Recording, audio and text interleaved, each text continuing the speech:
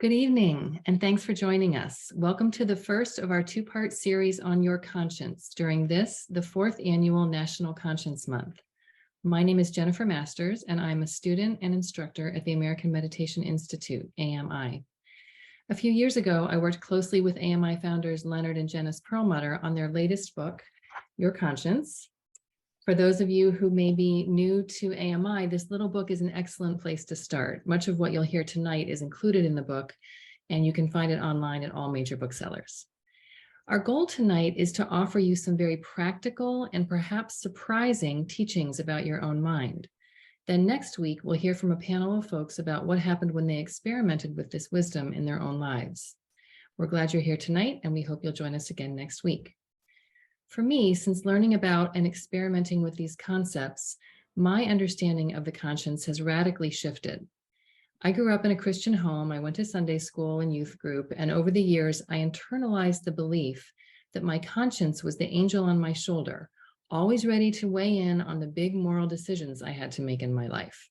So I would try to choose wisely and do the right thing, but of course, I wasn't always successful. So when the devil in me went out, I would feel guilty and remorseful. I wasn't Catholic, so I skipped the confession part. Eventually, the guilt would fade, and then inevitably, I'd have another chance when the next big ethical dilemma appeared. I could either listen to my conscience or ignore it. And as a result, if I ignored it, fan the flames of inner conflict. If this feels and sounds familiar to you, I invite you to set aside that cultural concept of the conscience and open your mind to what may be a new to you, I know it was certainly new to me, understanding of an ancient concept of the mind, which includes the conscience. And this understanding has been tested for thousands and thousands of years. So you're going to hear from my teacher, Leonard Perlmutter, that actually your conscience is simply one of 4 functions of your own mind, and that you can learn how to coordinate those functions to make rewarding choices in every aspect of your life, not just the big moral dilemmas. So of course, the $64,000 question is why? Why does it matter if I learn to listen to that still small voice of my own conscience? I know that's always my question, so we'll start there. So with that, I'd like to introduce you to Leonard and Janice Perlmutter, co-founders and co-directors of the American Meditation Institute and the originators of National Conscience Month. Janice is a prolific artist and distinguished figure in the revival of classical realist painting. She's a graduate of the Heron School of Art in Indianapolis and has had more than 40 solo exhibitions throughout the US. Her work is in numerous public collections, including the New York State Museum and Skidmore College, as well as the private collections of Presidents Ronald Reagan and Bill Clinton and the late Queen Elizabeth. Leonard Perlmutter, in addition to teaching at AMI, has served on the faculties of the New England Institute of Ayurvedic Medicine in Boston and the International Himalayan Yoga Teachers Association in Calgary, Canada. He's taught workshops on the benefits of meditation and yoga science at the MD Anderson Cancer Center, Kaiser Permanente, the New York Times Forum on Yoga, multiple nursing and medical schools, and the U.S. Military Academy at West Point. Since 2009, his 6-week foundation course on AMI meditation has been certified for continuing medical education credits by the American Medical Association and the American Nurses Association. And with that, I hand it over to my teacher, Leonard Perlmutter. Thank you very much. It's a pleasure to be here.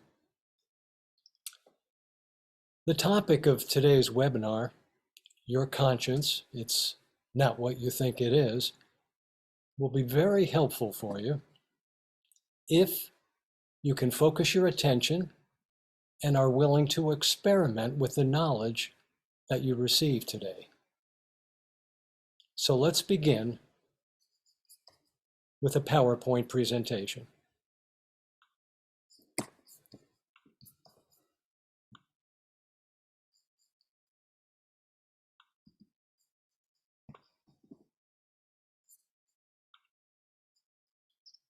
With apologies to our culture, your conscience is not the encouraging angel on one shoulder and the unprincipled devil on the other, that advise us only when we're challenged by serious moral issues.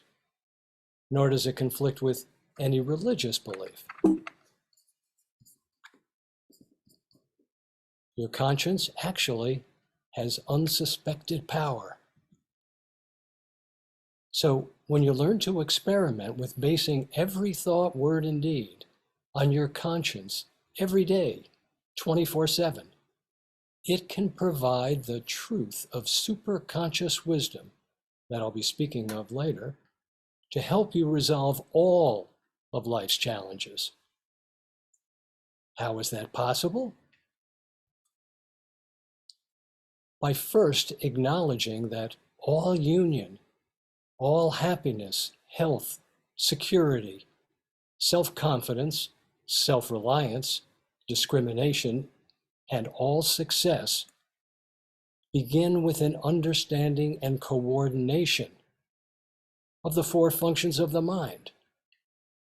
That's the unconscious, the senses, the ego, and your conscience. These are the four voices in our mind we hear every day. And here's how to coordinate these four functions of the mind to resolve both inner and outer conflict and pain. And for that purpose, we're going to use the analogy of a wheel and spokes. You see, a wheel has a relationship to the spokes. The spokes empower the wheel to turn. In an analogous way, the mind animates the body. And that's where the teaching begins. Let's understand how to then coordinate the four functions of the mind.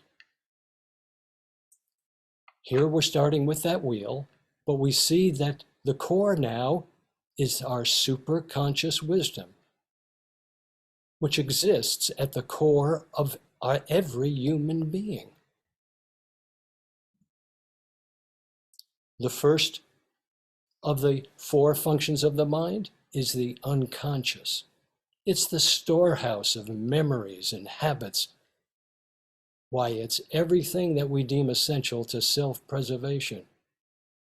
And it's important to remember that the unconscious is only an advisor, cannot make a decision itself, and it only has a limited perspective, which means that it's insistent that its limited perspective be adopted in action and speech and thought. That is the unconscious, the first of the four. Next are the senses, also just an advisor, can't make a decision for us. It is the senses that project our creative energy through sight, smell, taste, hearing, and touch, so that we can engage with the world to find out how to become happy, how to become secure and healthy. So, like the unconscious, because the senses too are only advisors, they're loud, they're pushy, and they make an awful lot of noise in the mind. These are the voices we hear every day. In addition, the ego. Interestingly, the ego is also just an advisor.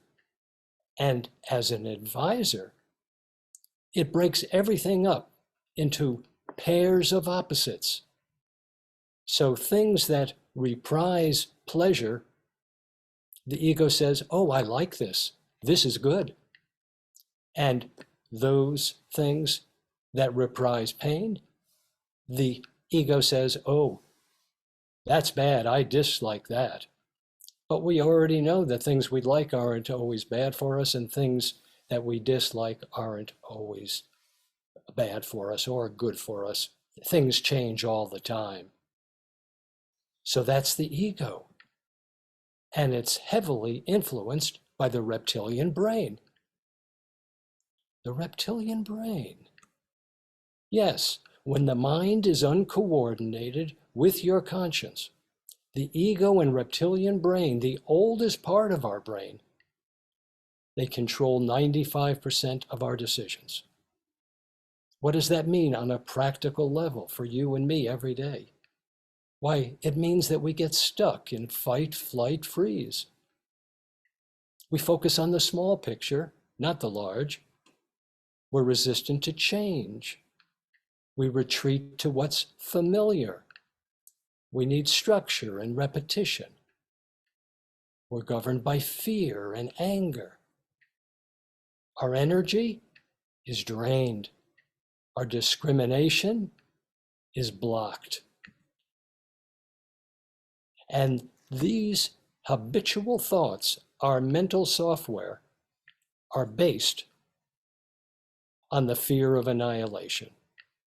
And fear now pervades our entire culture and our lives. So now we have 3 out of the 4: unconscious, senses, ego. They're advisors. They're not always wrong, neither are they always right. So where's the decision maker? What's to be done? What's not to be done? That is the exclusive purview of the conscience. It is the only decision maker. Our only discriminating capacity, which can, when circumstances are coordinated with the other 3, can reflect superconscious wisdom from the center of consciousness for knowing what's to be done and what's not to be done, what's to be said, what's not to be said, what's to be thought, what's not to be thought. So your conscience is the only function of the mind that can make decisions. This was a game changer for me. The only function of the mind that can make a decision. And what does that mean? It means that your conscience made every single decision you've made in the past. It makes every decision that you make now in the present, and it will make every decision you make in the future. The unconscious, the senses, the ego cannot make decisions. They are only advisors, even though they are loud and they're pushy and they're insistent. But you should know this: as the mind's only decision maker, your conscience can function in 2 different ways. Your conscience can act and function as a rubber stamp. That's right. When the senses, the ego, and the unconscious are uncoordinated, they're loud, they're pushy. They don't want to hear about what the conscience has to say. They just want to be as loud as they possibly can be. And when they create so much noise in the mind, which they do for just about every human being on the planet, what happens is the conscience, which is the only decision maker, will make the decision.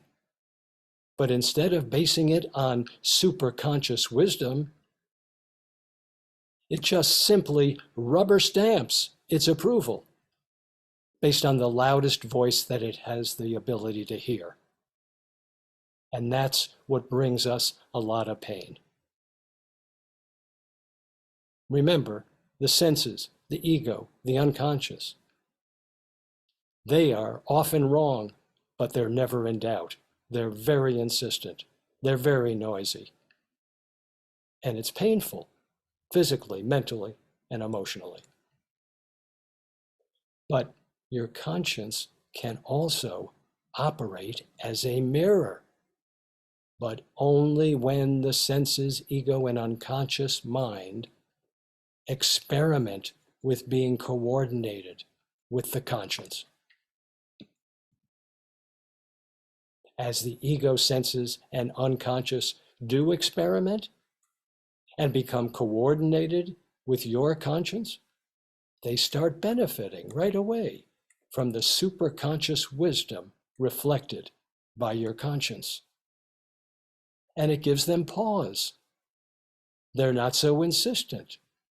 Maybe this conscience knows something, so we're teaching the senses, the ego, and the unconscious mind to broaden their perspective, to broaden their perspective.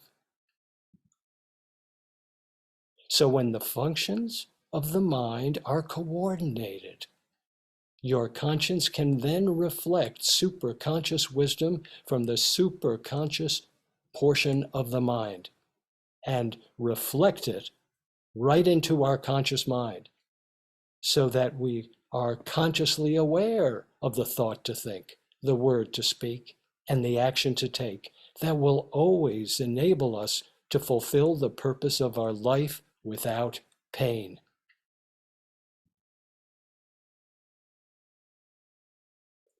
So when the four functions of the mind are coordinated, your conscience can reflect superconscious wisdom. When the four functions of the mind are not coordinated, there's anarchy in the mind. There's loud voices, lots of noise, and the conscience can only rubber stamp the loudest voice. What is the superconscious mind that we're talking about? It's your library of intuitive superconscious wisdom, ever existing beyond the conscious mind and beyond the unconscious mind.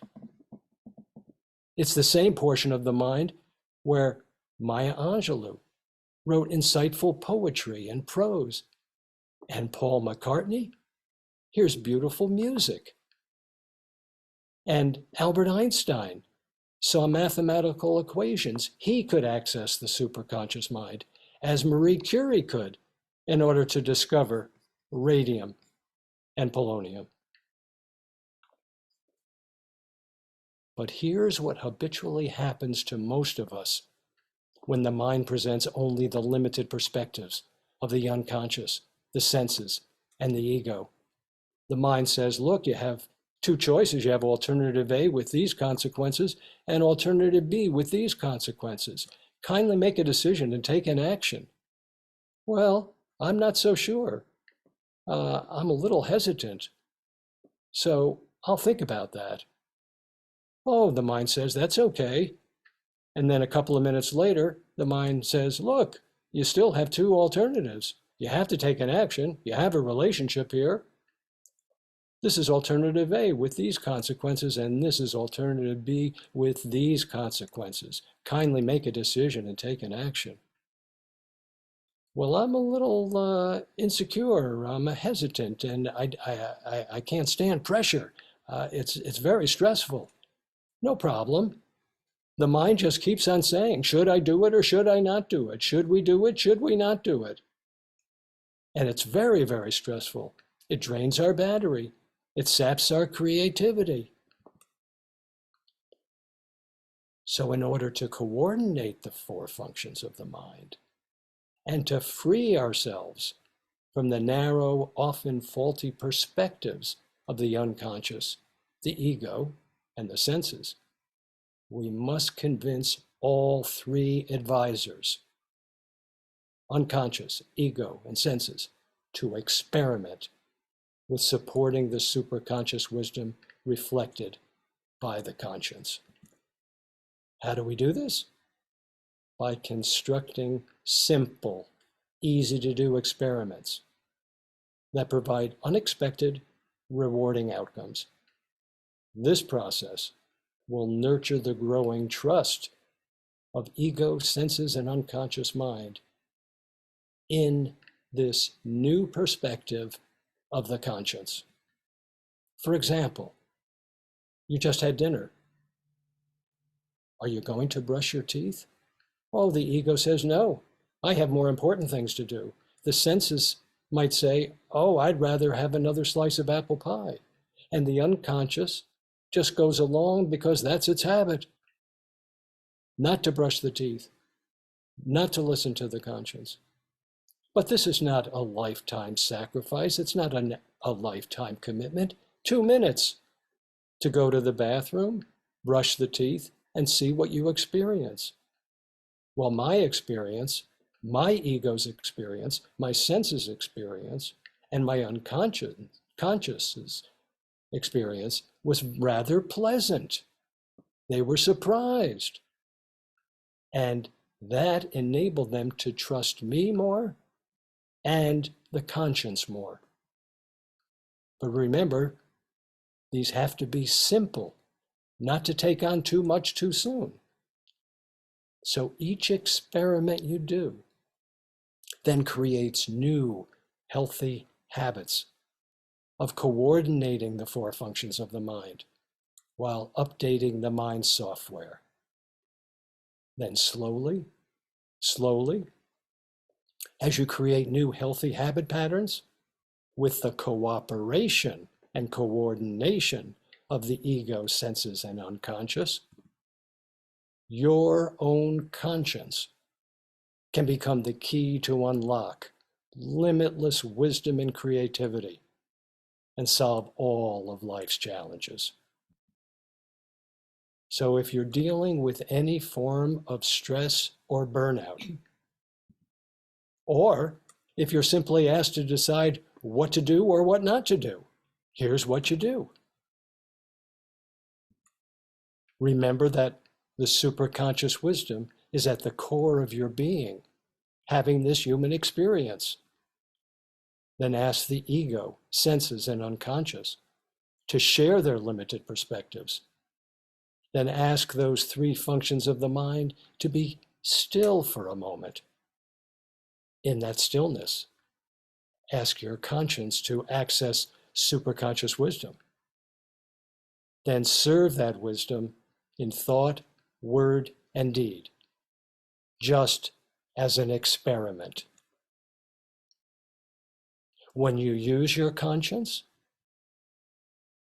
your outer actions are in harmony with your inner wisdom, your inner superconscious wisdom.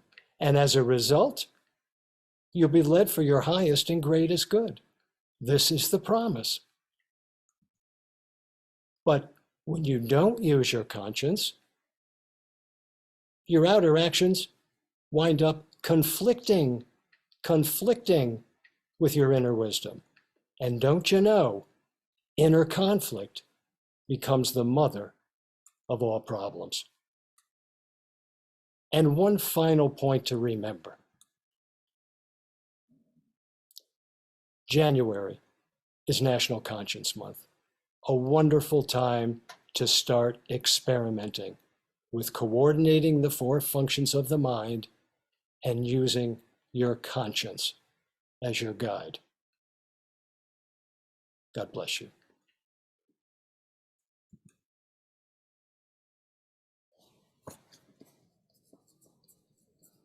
Thank you, Leonard, for that teaching. Every time I hear you talk about the 4 functions of the mind, I honestly, I hear something new each time. My own understanding keeps evolving, and it's really quite remarkable. I mean, the process is remarkable, and I'm actually finally true for all of us. It's yeah. And when you finally start to see that when you make an effort to resolve that inner conflict by relying on the conscience, these solutions, these creative solutions to outer conflicts just start revealing themselves. It's really wonderful. So, okay, I would like now to introduce our 2 guests and to begin our discussion about this new concept of the conscience. Valerie Chiquitas has been a student, faculty member, and volunteer at the American Meditation Institute since 2016. She was a public high school teacher in New York City for many years, as well as a supervisor in public service and a management and educational consultant in the private sector. Valerie is now retired, That is, she's retired from working for monetary compensation, but she stays very active, always in service to others. Dr. Bob Iwanek is a chiropractor and a poet. He's been in private practice in Rensselaer, New York since 1990. Bob is also a faculty member at AMI, having taught both the beginner's meditation and the yoga science lab courses. Bob's been a student at AMI for well over 20 years and continues to learn from conducting experiments with his own conscience. Thank you both for being here. So we'll start off our discussion with a question for Valerie. And that is, as we consider the conscience through this new lens that Leonard has just outlined for us, I wonder if you could summarize how you think about the conscience in your everyday life. In other words, if the conscience is not what we think it is, what exactly is it then to you? Thank you, Jennifer. I certainly have thought of the conscience in the way you and Leonard described it. The competing voices of the angel and devil whispering in my ears, telling me what to do. Good and bad were based on things I learned from my parents, teachers, church, and others. The definitions came from sources such as the Ten Commandments, the Golden Rule, parables, proverbs, or quotes from sages and philosophers. I was told to follow my conscience, but my conscience seemed to be something outside of myself. Also, I imagined that it wasn't always available. The seeming emphasis on big moral issues suggested that the conscience would somehow show up when there was a serious situation that had to be confronted and a decision made. But over time, I realized that using my conscience in making decisions was difficult because there were a number of factors involved. It wasn't a simple process. I saw there were often several guidelines or rules involved and additional things or extenuating circumstances to consider. Using my conscience meant sorting through this information and figuring out what was the most important factors in making a decision. This may sound simplistic, but I was looking for other guidelines to help me prioritize the factors to make a decision. A very early example of this was when I was in the 10th grade. I had a cousin who was a couple of grades ahead of me. She had to do a book report on Ben-Hur, the book, not the movie. I remember it was a big book. I looked it up. It was 620 pages. Her mother knew she wasn't going to read the book, let alone write a report. I was asked to read and write the book report for her. This assignment was important for her grades and possibly graduation.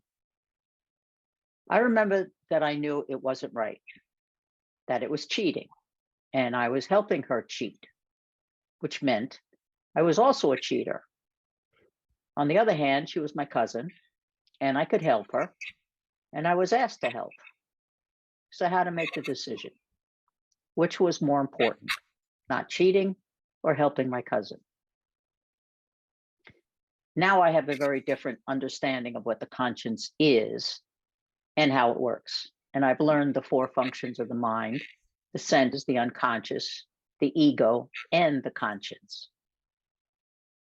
The three functions provide their perspective to the conscience. When I thought about the framework, I could see that when the senses, unconscious, or ego dominated what information was considered, the results might not be the best. For example, under those circumstances, with the senses making the choices, I could wind up eating too much. With the unconscious, I could be acting on autopilot. And with the ego, it could be very inconsiderate. But the conscience, with the access to higher knowledge, would make the decision so that the choice would be consistent with that inner wisdom. As I said earlier, I've been seeking consistency with using the conscience, that there should be one way to use the conscience in all circumstances, with the realization that the conscience is within and that it's always present and making all the decisions, I found that consistency. The conscience, when it's listened to, uses the same process to access the inner wisdom each time and in every circumstance. It's a simple process, but it takes effort, persistence, and courage to be open to listening to the conscience. I think it is very important, since I found value in using the same approach to decision making. I've become more skillful at making choices. I'm less affected by distracting thoughts or emotional triggers. And I have fewer internal struggles about the things to think, say, or do, or not think, say, or do in each moment. It makes sense to me that, as Leonard said, by reducing my inner conflicts, I'm not adding to, but likely lessening conflict in the outer world. Thank you. Thank you, Valerie. I really appreciate your perspective. And Bob, can you share with us the impact that this understanding has had on your life? Is there a particular area maybe that it has had a particular significance for you?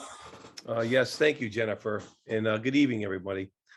Pardon me. The most important thing I'd like to say is that, as what Leonard was saying, it's imperative to slow the mind down to access this intuitive knowledge.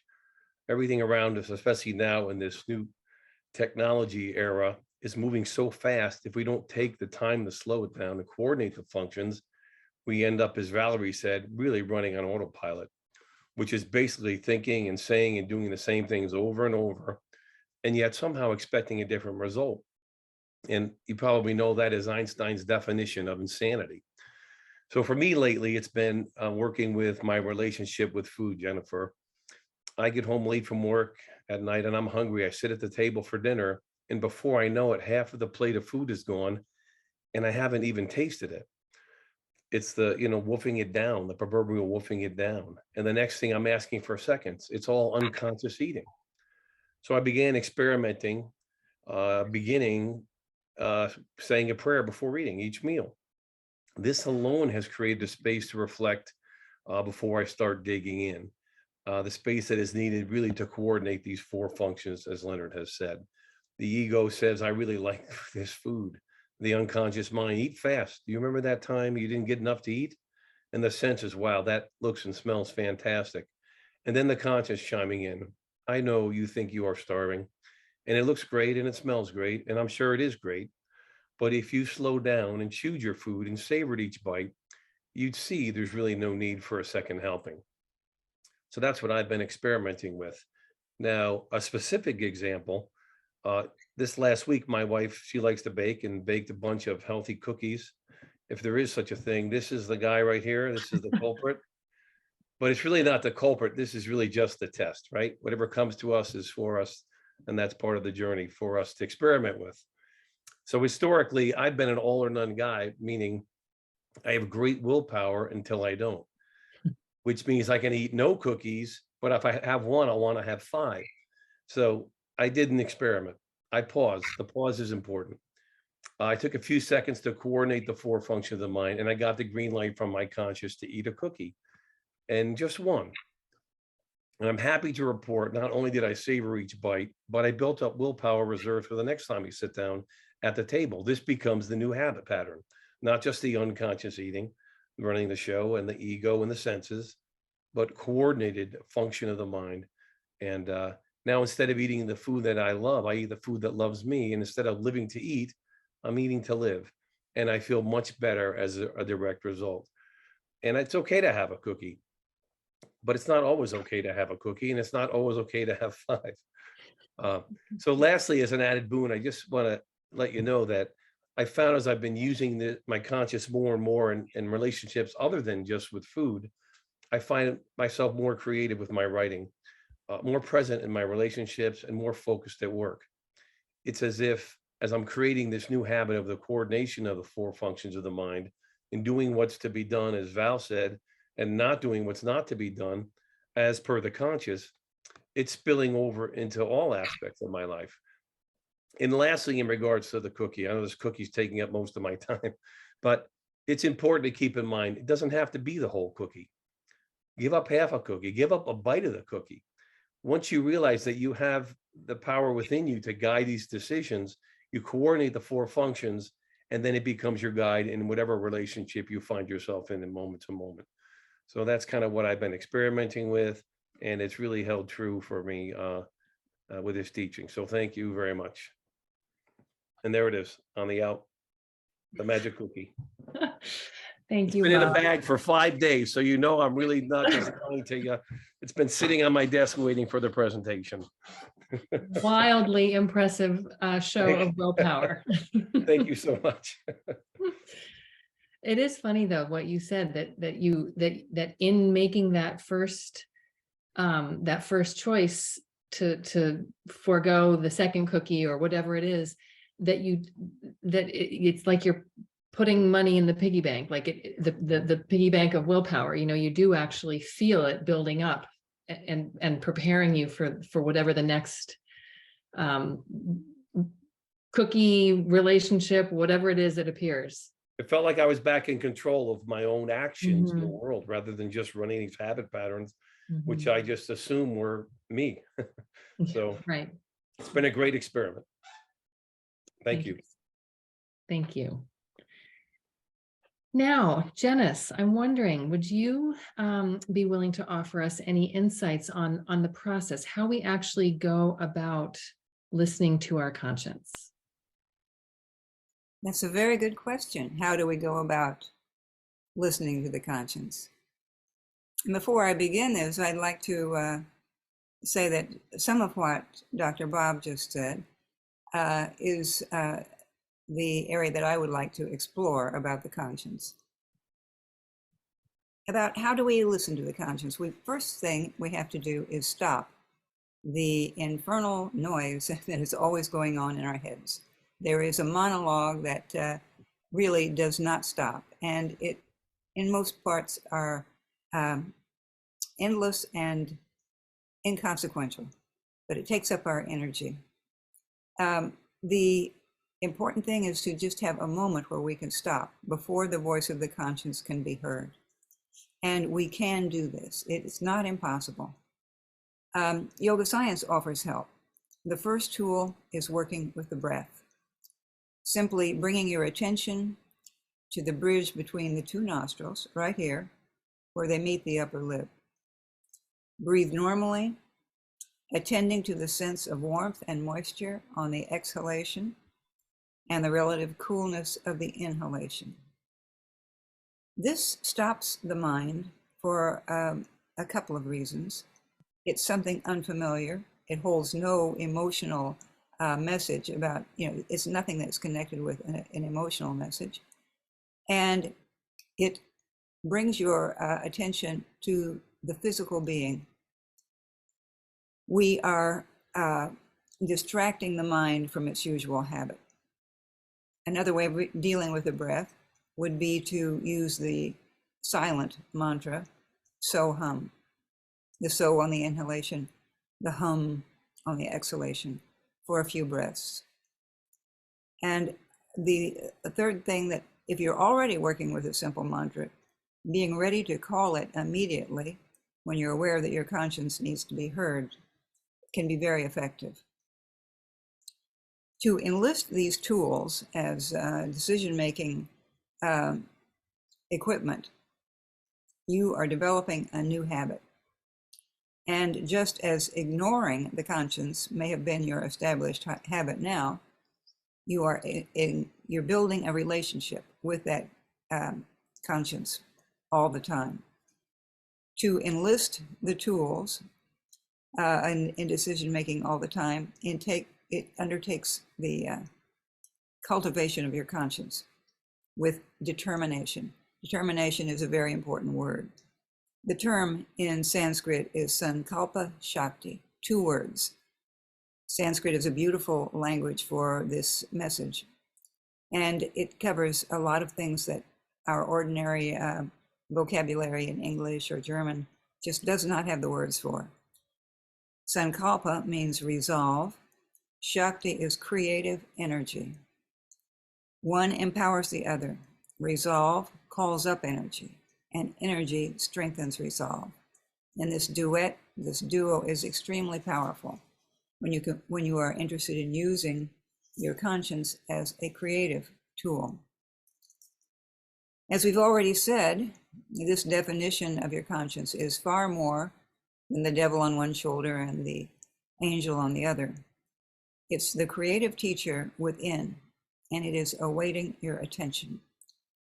By trade, I am a painter, and I assume, Bob, your work as a writer would bring you to similar experiences, that you have a connection through your conscience to the perfect intelligence of the universe, access to intelligence far beyond the limited intelligence of your own intellect. The Divine Mother, or whatever name you want to give to the Supreme Reality in your own life, is already responding to the habits of your mind. The unexamined drives and responses that give structure to your experiences right now have been built up because the Supreme Reality has put the rubber stamp on all the training that you have given to the babble of your mind. When you signal by your thoughts and attitudes and your intention and your actions that you are ready to see and hear a different reality through the instrument of your conscience, then a greater, more loving and fertile reality is going to appear. The universe supplies it. The universe responds.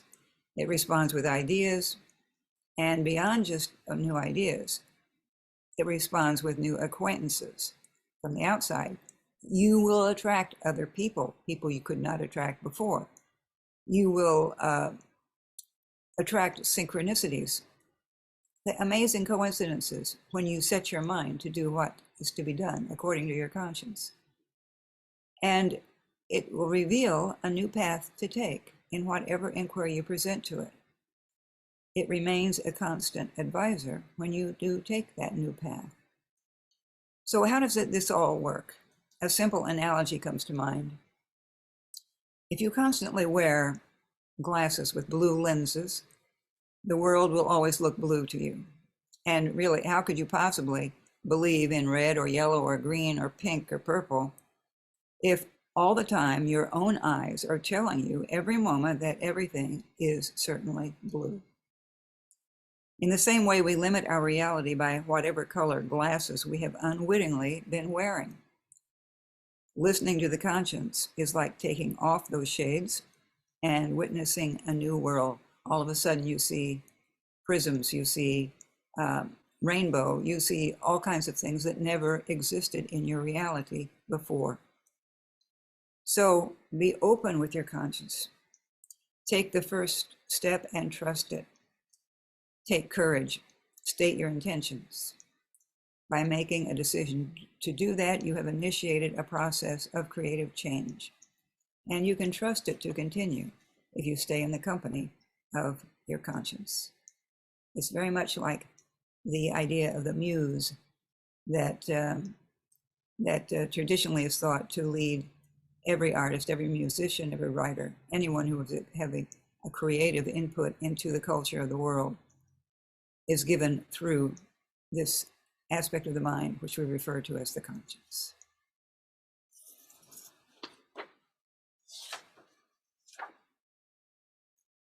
We cannot hear you. Oops, sorry. Now can you? Thank you. I just said thank you. I so appreciate hearing your perspective, and it's interesting that the analogy with the glasses. It can feel unnatural to take those blue glasses off at first. It takes a minute to sort of readjust. It does. It does. But then once you do, everything is different and brighter. Certainly can be. Yes. Yeah.